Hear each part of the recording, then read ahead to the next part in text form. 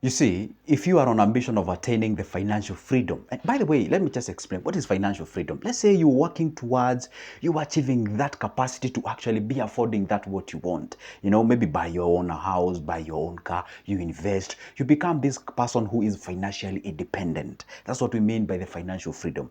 If you are on that journey of attaining that, then there are some of the things that you're not supposed to buy. And guess what? On this video, I'm going to share with you 5 things that you're not supposed to buy, especially if you're on this journey of attaining the financial freedom. Okay? Let's get into the business, okay? Now, this is the point. Number one, but guess what? By the way, I'm sharing this information with you for free. I'm not charging you anything. Can you just imagine that? The only thing that I want from you as a return and favor. And by the way, I know when you watch and you do not subscribe, when I go to my statistics are telling me some of guys are watching my videos without subscribing. And if you would like to be notified whenever I upload a new good video, because I do upload so each and every day, down below there is a small button written subscribe. It is on your right. Hit that magical button and also like this video. It doesn't cost you nothing, all right? Let's get into the business. Now, point number one, something that you should never buy with your money if you're on a journey to attain the financial freedom is your friendship. Let me explain. Have you ever been in a situation whereby you realize you have some friends, or so you call them, but these guys are not sort of sincere? These are the guys who tend to, be good, be nice, be friendly to you whenever you have something. All right, you realize that between the two you guys, you're connected momentarily. Like it's all about money. It's all about money. If the money equation is not there, then there is nothing goes on between the two of you. Or maybe you realize you have some guys, and the only thing that connects you is you going out there and taking alcohol. Or maybe you only realize these guys are only there for you whenever, maybe let's say you have a car and you're going for a road trip, and you do not have a substantive, helpful thing that happenings between the two of you. Now, that's what we call buying friendship. Another thing, let's say some of the guys whom you call them your friends usually take alcohol, maybe if you go outing and all those kind of things in a certain particular time of the day or the week or the year, whichever the period, and you realize you feel that fear of losing them, so you actually go ahead and do the thing that they're doing, which costs you money just because you want to fit in. Now, that's what we call buying friendship. That's the thing called the worst thing that you can ever buy whenever it comes if you're on the journey of attaining the financial freedom. But if you're not on this journey, that is okay. You can just continue with that character. But I dare remind you, it is the worst thing that you can ever buy whenever it comes to this life. By the way, if there's something that you're supposed to get free of charge, and on top of that be added some sort of a trust and help, is the friendship. And that's why I always advise people, if you're above 30 years old and you're telling me you have more than 3 friends, you have a problem. You have a problem. At 30, most likely, you either do not have a friend or you have one maximum. That's a reality. Let's get to the second point. The second point is that buying this, what we call, or frequently buying unnecessary gifts to please people.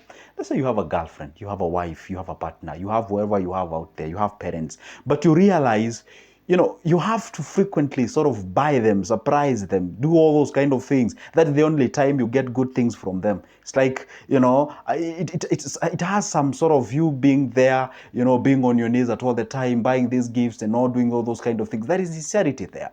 And if you're doing exactly that, and remember one thing, if you're on a mission of attaining the financial freedom, then that is the worst thing that you can ever do out there. There is nothing wrong with buying gifts. I don't want you to misquote me on the comment section and be like, Joseph said that we should not buy gifts. No. It's an amazing thing. I love to be given gifts, by the way. I love them. If you have them, by the way, you can buy me a cup of coffee. There's no problem with that. I love gifts. But the problem is, if you buy them on the basis of, hey, I'm fearing I want to lose this person, so I just have to accommodate them. I just want to buy these gifts and all those kind of things. You're not getting anything. By the way, if you're buying these gifts frequently, maybe you're buying this gift from your bosses and they give you stipends or something of so, then so be it. Keep on buying the gifts because the gifts are the return. Anyway, let me just be sincere in this world that you're living on. I don't know how I can tell you. It is a mutual, it's a symbiotic kind of a relationship that we live on. So you better understand it better before things goes wrong.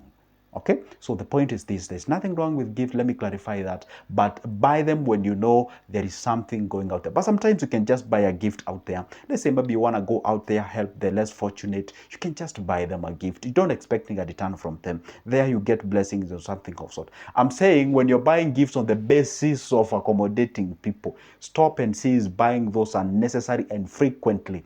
Okay, and this is the term that should guide you: frequent and unnecessary. If they are necessary and not frequent, then it's worth to be bought. All right, let's get to the next point. So expensive coffees, dates, and expensive coffees and dates when you are barely affording them or you are barely getting by. You know, you walk around towns and you see some funny and good places where they're selling coffees and what have you, and then you feel like, hey, guess what? I ought to be there. I have to be there, and I have to drink that coffee.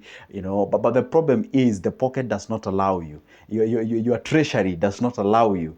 But there you are, you're just squeezing yourself in a place where you're not actually fitting. Why don't you accept? You know, there's a difference between accept and appreciating. I did not say appreciate where you are. I said accept. Why don't you accept and then ask yourself, how can I get get out of where I am?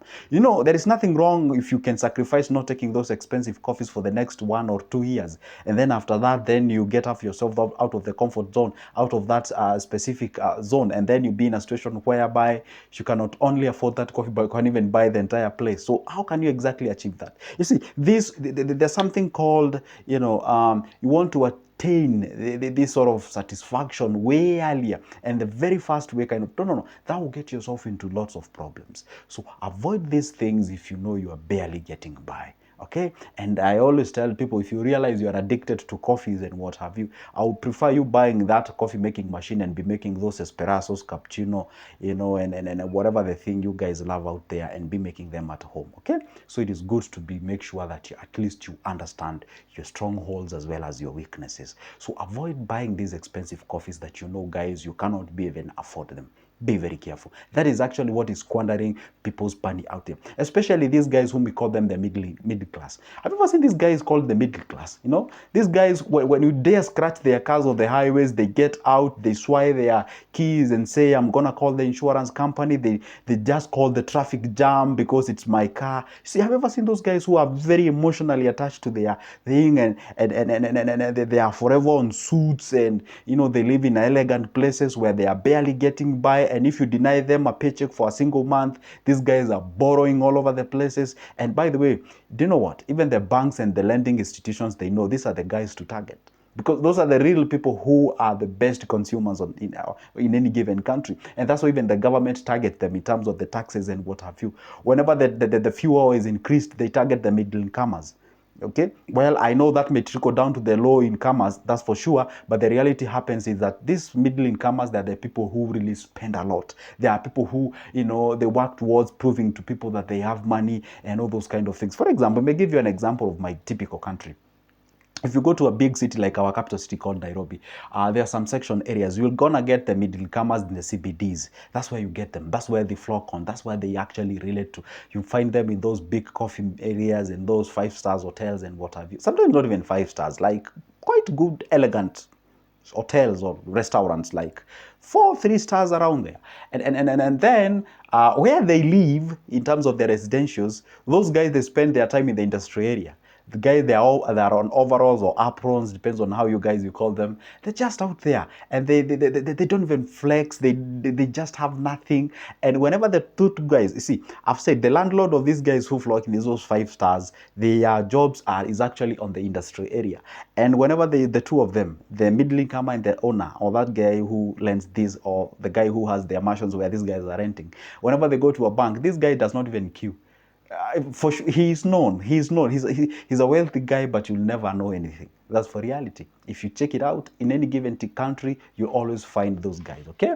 And number 4, we go to the point called idea of investment that you have no idea of. Never buy the idea of investment that you do not have any idea of. You know, there are some people who tell me, Joseph, I want to invest on Sirius just because I do have the money. Yeah, I do. I do have the money. I mean, I've been told I can set up a series with 200,000. Yeah. So, and I have the 200,000. So why not? See, that is pure ignorance.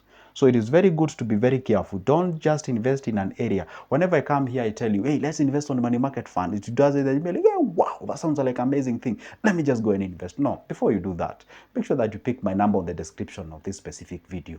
Call me. I offer those services. I explain to you so that you understand what is a money market fund. So by the time you're getting into it, so you already know, hey, this is a money market fund. Treasury bills, treasury bonds. This is what you know about it. There was somebody who approached me and told me, hey, Joseph, I've invested my money on the treasury bills. I'm actually trying to find I'm on my CSD account. I'm actually trying to find a place where I can be able to withdraw my money because it's an emergency. I told, come on, you cannot operate that way. You cannot do that. You've already invested. Yeah, you can discontinue the process, but it's not simple as you think. That money is not withdrawable. I would suggest you wait until the maturity date ends. So you see, you invested on an area that you do not understand. Okay? So the point is this, before you even put your money in any investment, take your time. And this is what even affecting some of the guys who are borrowing money from these lending apps. When they say, I allow this to do this, accept. Allow this to do, accept. Everything is accept, accept, accept. And then the next minute, they're calling even your in-laws. Yeah, saying that you have you have a debt that you ought to pay and you're denying you don't want to pay your, and there you are, you're walking with an egg on face because they've been calling people whom you respect very much. So be very careful before you get in any agreement as far as the money is concerned. And I always tell people, in any deal, there is always a fool. And if you can't see any, you are the one. Number 5, comforters and liabilities such as expensive electronics just to appear elegant and recliners and things. There's no problem if you can afford them. Okay, but if you just want to buy them on the basis of, hey, they're just comforters, why not? I just want to buy them. I just want to be good. I just want to feel all those kind of things. I've ever seen somebody who bought a very big fridge that is out there, and the guy is keeping some fruits worth like 40 shillings or $4 or $2 out there, and then you are paying $6 for the electricity that is being consumed by that big machine. Sometimes it's good to ask yourself, you're buying, you're buying a fan or whatever, and that area is barely cold each and every time. It's barely hot or something. I mean, seriously, it's always good to understand that it's good to make sure that whatever you're buying out there, you know the importance of it before you get yourself into it. Okay, now the last one but not the least is the idea of YOLO. Do you know what is YOLO? You only live once. That is the worst idea that you can ever buy, because if you buy this idea, you'll always lose the sense of investment. You always lose the sense of going out there, sacrificing consistency and the discipline. Because the YOLO, and by the way, the young guys, especially the Generation Z and then we have some section of the millennials are actually advocating for this YOLO kind of things. The baby boomers are a bit okay, they have invested in all those kind of things, and we usually perceive them as if they are not smart or something. Also, no, all the due respect to the baby boomers, but the YOLO thing is quite not so good if you're on the mission of actually achieving the financial freedom. Be very careful, because you can get yourself into things that are not okay and can actually deter you from achieving the full potential of yourself. Guess what, guys? That marks the end of my video, but don't forget this. You can always pick my number from the description of this specific video. Let's talk about business and investments. For now, it's a goodbye and see you in the next one.